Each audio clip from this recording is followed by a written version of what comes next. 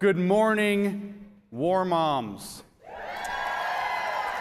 But much more importantly, good morning, joyful warriors. Really? Good morning, joyful warriors. It's better. So, last night I confirmed with Tiffany. I said, Tiffany, what do you want me to talk about? And she narrowed it down nicely for me. She said, James, you can talk about anything you want. But build them up, because that's my brand. So I figured I'd talk to you about the greatest and most successful mass murderer in history. That is my brand. So you guys are under attack right now. You may not know, on the other hand, I don't know if you keep up with the social media like I do, that you trended, Moms for Liberty trended on Twitter yesterday to almost 60,000 tweets.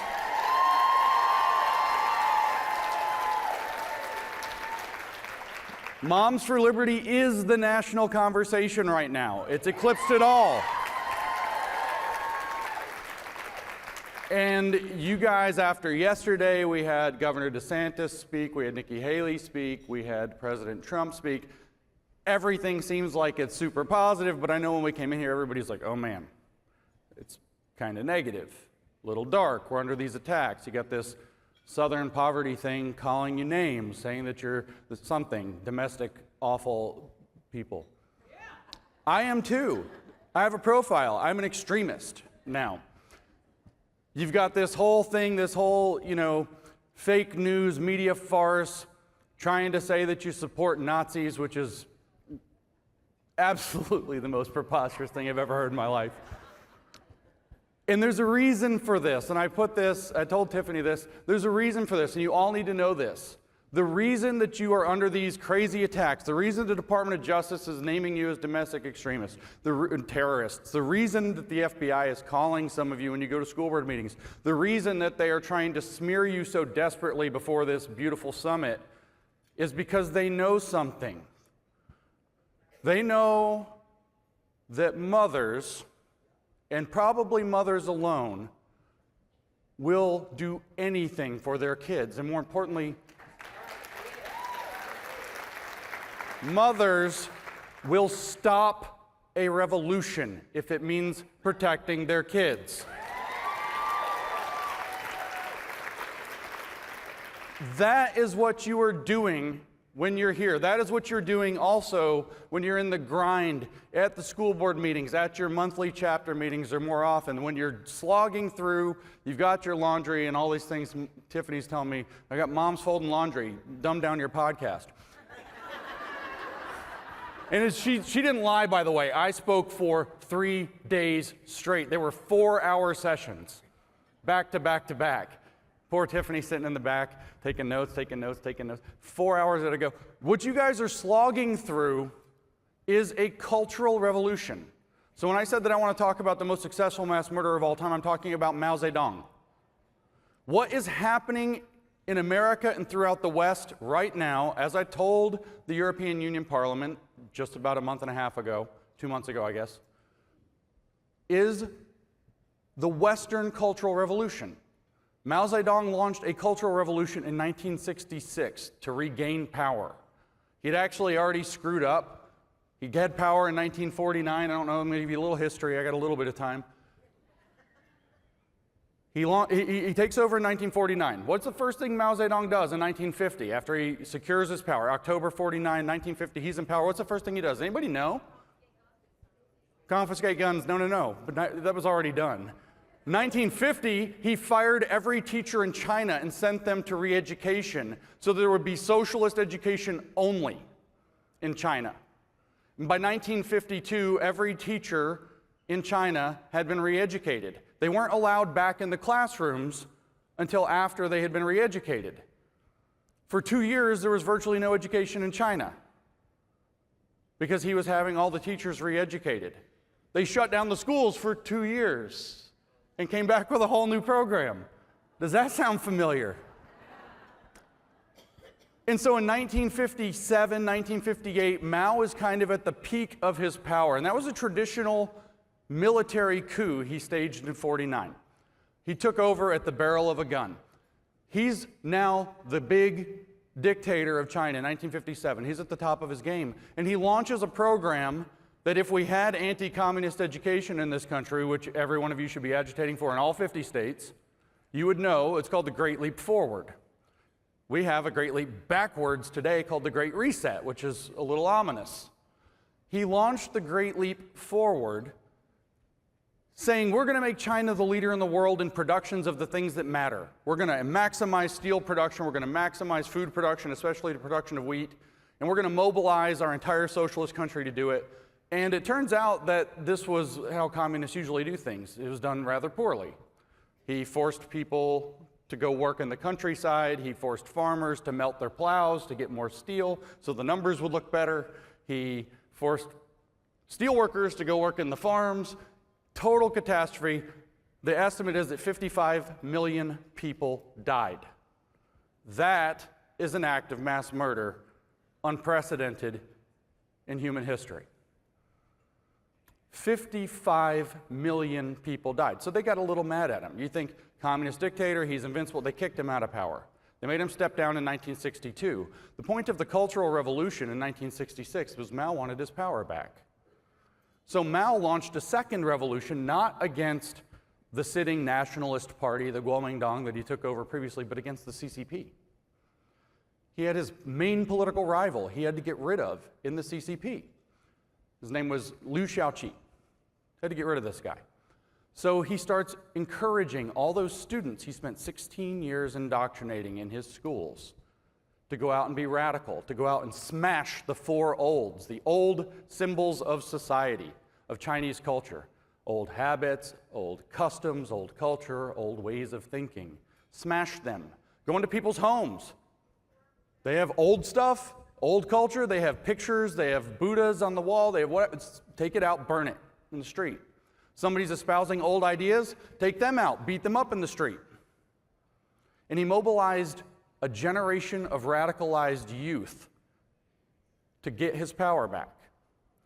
So for 2 years, this organization called the Rainbow Guard, wait, no, that's our time, Red Guard, terrorized China. Parents lived in fear, grandparents lived in fear, teachers lived in fear, professors lived in fear that their children, their students would turn on them, turn them in, drag them out and humiliate them in what famously became known as struggle sessions. What you went through last week in the lead up to the summit was a struggle session. It has a name, it has a history, it's a comprehensible thing.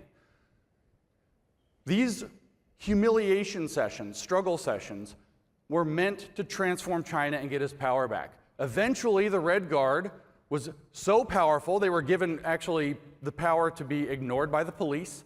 If they beat up people who had wrong political opinions or destroyed their property or seized their property or anything else, police looked the other way, sometimes helped.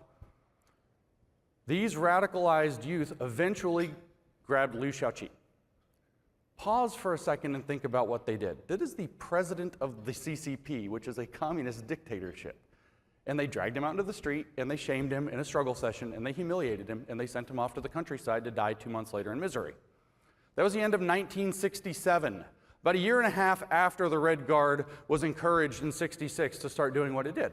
So what did Mao do to thank his revolutionary youth? And I know that our friends, let me start, no. Our countrymen outside, they're not my friends. Our countrymen outside do not realize what's coming next for them if they win. Because if they win, they lose. Because what Mao Zedong said immediately after Liu Shaoqi was deposed was, the Red Guard has been useful, but it's too radical. It has become too far left. It's too dangerous. And he unleashed his old standby from the 40s, the People's Liberation Army, on the Red Guard, rounded them up, killed a bunch of them, sent them off to the countryside to die in starvation and misery, to work in labor camps, to be re-educated, not to be so radical. And that's where our woke countrymen are going to if they succeed. So this is a moment where I want to hearken back to Julie's invocation, where we really need to be praying for our enemies. We really need to be concerned about these people. And this is why it's so important that we're joyful warriors. It's so important that we're joyful warriors. I want to talk actually about the struggle session and what they are. You got a little history now. You're like, oh no. I want to convince you also that this is what we're going through in America. But it's so important that we keep this joyful warrior attitude, that we keep this poise, that we keep the dignity that we're showing, that we showed the staff of the hotel who have treated us like gold this entire time despite all of this propaganda against us. It is so important to realize how ridiculous the people look outside by comparison unless we react badly. If we get back in their faces, if we accept their provocation, they have their excuse. Look, they proved it, they actually are a hate group. Look, they proved it, they actually are transphobic. Look, they proved it, they actually are racist, and it takes exactly one of you deciding to do something stupid they catch on camera, and then they have their proof, and that's it. This is the essence of the story of turning the other cheek that we read in the gospel. You slap my one cheek? Go ahead, show them. Slap the other one too. Show them how cool you are. It's not quite how it's phrased, but that's the gist. When we show up and are joyful warriors, and we show up and we remember who's watching, not just the fake news media in the back. I don't think they're here. I'm not President Trump. But I'm going to point just in case. Hi, New York Times, fake news. We got your number. I forgot my train of thought on that. That's awesome. So when they run these propaganda campaigns, though, what they're trying to do is to set up the stage to create a social condition that's just like what we had in communist China. Here's how Mao did his Cultural Revolution, aside from the identity politics part, which I'll come back to. Here's how he did it. This is going to feel awfully familiar, like a lot of the other stuff we had that's awfully familiar today. Here's what Mao did. He came out, and I've got to be careful because the word's been used a lot in its proper context today. Oh yeah, I remember what I was saying. It was about the fake news media. We got to remember who's watching. Always remember who's watching. What he did was he came out and said, we need unity in China. It's time for unity. It is time for unity. But we're going to have unity, he said, under a new basis because the old basis isn't working for everybody. We're going to have unity on a new basis. We just want to have a China where, he didn't say this exactly, I'm riffing. We just want to have a China where everybody feels like they belong. That's the modern parlance for this. We want unity. But the problem is we can't have unity because some of you are domestic terrorists. Some of you are transphobic. Some of you are part of the rising movement of anti-LGBTQ hate, and some of us can't feel like we belong because hate has no home here. So you have to be criticized on what amount to bogus terms. You have to be struggled in that criticism for your not real racism, but fake racism. Systemic, they call it, whatever, fake. Fake news, fake racism. For your fake homophobia, for your fake transphobia. You have to be struggled for this so that everybody can feel like they belong, so that we can have an inclusive society on a new basis. Now, Mao had the luxury of being open about his socialism, so he said that new basis would be called socialist discipline. We will have freedom, he said, under socialist discipline. We will have a free society as long as everybody only does what they're told. They love the contradictions. They love the paradoxes. Accelerate the contradictions, comrades.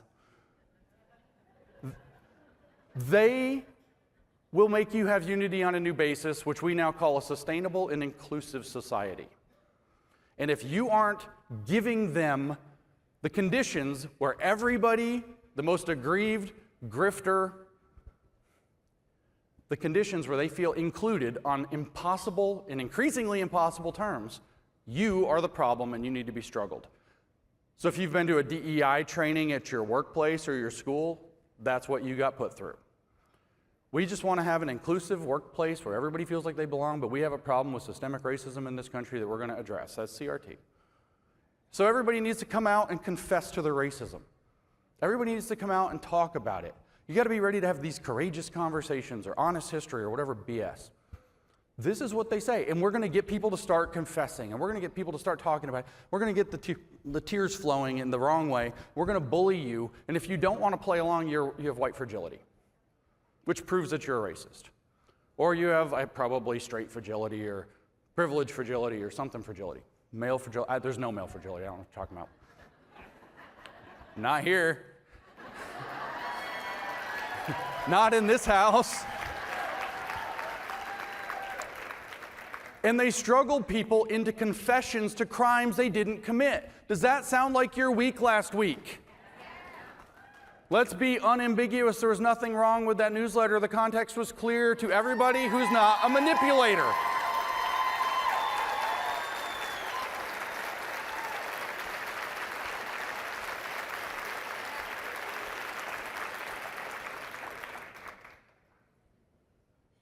They make people confess to false crimes, and the way that they do it is by manipulating not just them, because do you really care what the New York Times says? No.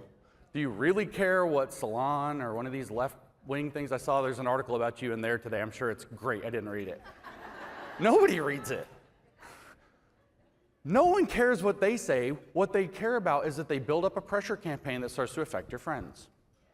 They're applying external pressure, like right now, for example. We're in here, we're talking, we're having a good time, where everything's all dignified and fun. They're screaming at a building.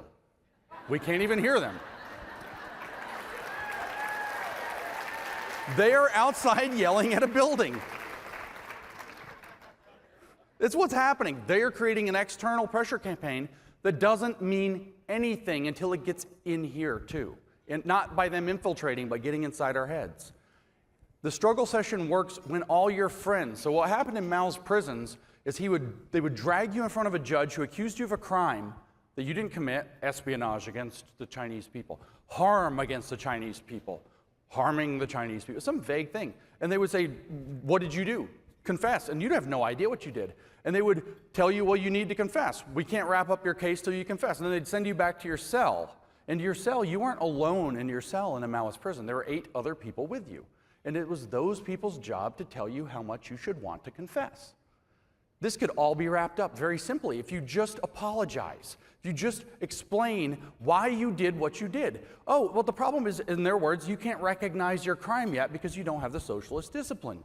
So we're going to have to do the work. We're going to have to study the socialist discipline to understand so you can recognize your crime and confess to it. In other words, so you can accept their terms and live on the new basis that Mao wanted to have. Unity followed by criticism to be on unity on a new basis. That's what he did. And so the pressure campaign from the outside is meant to crack you on the inside. And until you crack on the inside, they have nothing on you. It's actually kind of funny. They're yelling at a building. So what do you do with this? What do you do with this? How do you deal with a struggle session? Because you are going to go through a lot of them now. Did you see who spoke yesterday? They're not going to leave you alone. You have an SPLC extremist speaking to you right now. They're not going to leave you alone. They know you can stop a revolution. They know important people are paying attention to you. They know that you are the future of this country.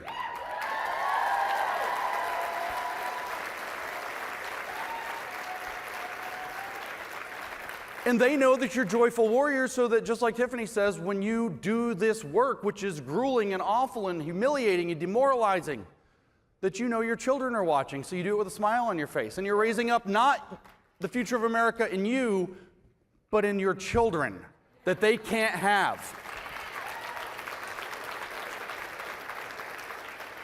So what do you do with a struggle session? Well, there are a few things you can actually do. If we read the literature, that they were studying people that were getting kicked out of China, out of these prisons, that were put through struggle sessions for years, and it warped all their brains. They're literally called thought reform prisons or brainwashing prisons.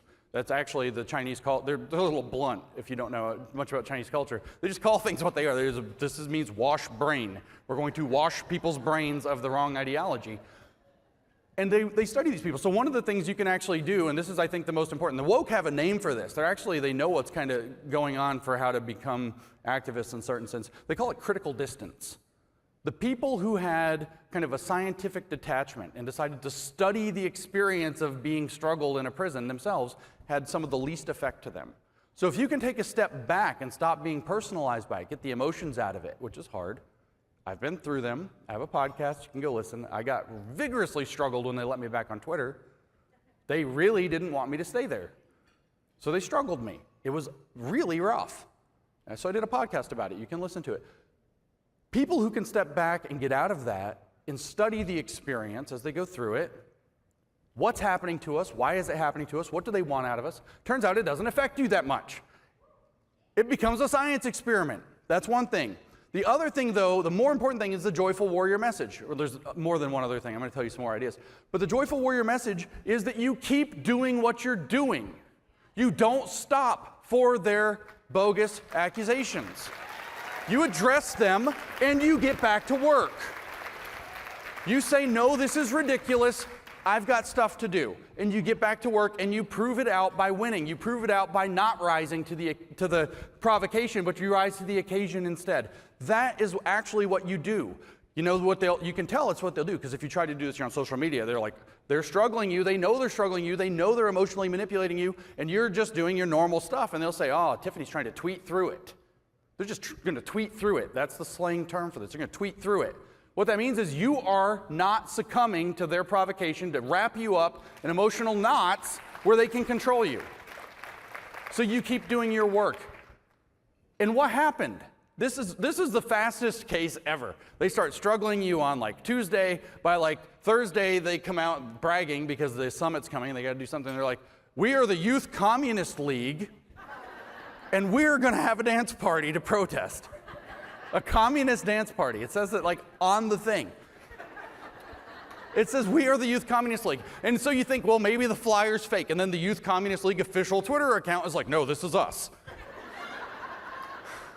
So I'm riding the Uber on my way here, and I'm talking to this guy, and he's just like, well, I'm taking a lot of people to this hotel. What's going on? And I was like, well, it's Moms for Liberty. And he was like, well, I don't know what that is, but if it's for liberty, I like that.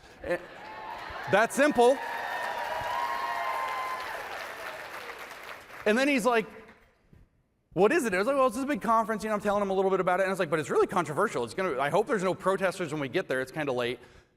Hopefully there's no protesters. There's going to be protests. And he's like, well, who's protesting? I was like, well, the Youth Communist League. He said, what? The communists? And I was like, yeah. He said, I didn't know they still existed. And now we have an ally. He had no idea. The communists came out and confessed. So this is why you just keep doing your work. The truth comes out. The truth always comes out as long as there are people who are willing to speak it. And they have egg on their faces. They're embarrassing Philadelphia, which is sad. I found out this is a really cool city with awesome food. They're out, yes you are. They're embarrassing their city, and it's getting to look worse and worse and worse and worse, and the contrast is amazing. They look like fools.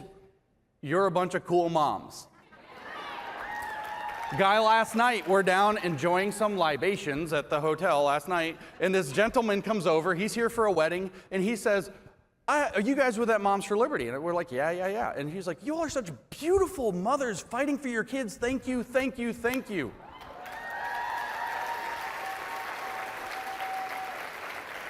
Their messages don't win over time. They can get a small percentage of the population for a little while, and it falls apart the more you prove it out. So this is the main thing that you do to resist a struggle session. You just keep going. You address the claims, you don't dwell on the claims, and you move forward. And it will drag you down if you don't. So this is what I really want to talk about. You have to understand that their primary objective is to make you quit. Their primary objective is to make you quit. And why? Because what I just told you, the truth will come out as long as somebody's willing to speak it. The second they can get people to stop speaking the truth, you end up with a cultural revolution like in China, or you end up with 69 years of state-sponsored terrorism in Soviet Union. This is what you end up with when people can no longer speak the truth, but the truth eventually comes out as long as people are willing to speak it. So they have to try to silence you. They have to try to make you quit. This is called demoralization. It has a name. They want to demoralize you. They want you to make you feel like what you're doing doesn't have an impact. So what you have to do is start to learn to recognize unconventional winning. We're in unconventional war. You have to recognize unconventional winning. You have unconventional winning happening right now. There's been 0 incidents because of moms at this hotel while they're acting the fool. That's unconventional winning. I mentioned that Mao launched his unity formula, unity, criticism, unity. What happened when Joe Biden got elected? What did he say we were going to have nationally now that he's in charge? Unity. You ever hear him talk about that anymore? Why? Because we said, on whose terms?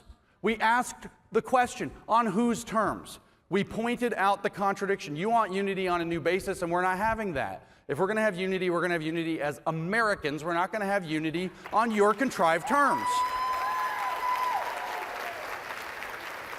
So they just quietly stopped saying it. That's unconventional winning. That's unconventional winning. I can point to example after example. Who owns the term woke now? We do. We do. We took their word, woke. How are they doing with that word pride now? It's pride, pride. Everybody's happy through the 90s. Everybody's happy through the early 2000s. And now it's like pride cometh before the fall. Pride looks an awful lot like shame, and Americans are waking up to it very quickly. Why? Because people have been willing to stand up and speak the truth.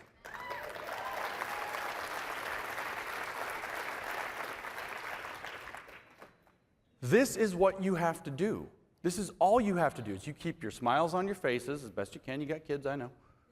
You show them every day that you're a joyful warrior. You show the public that you're a joyful warrior. You don't rise to provocations. You respond clearly. You tell the truth. You respond honestly.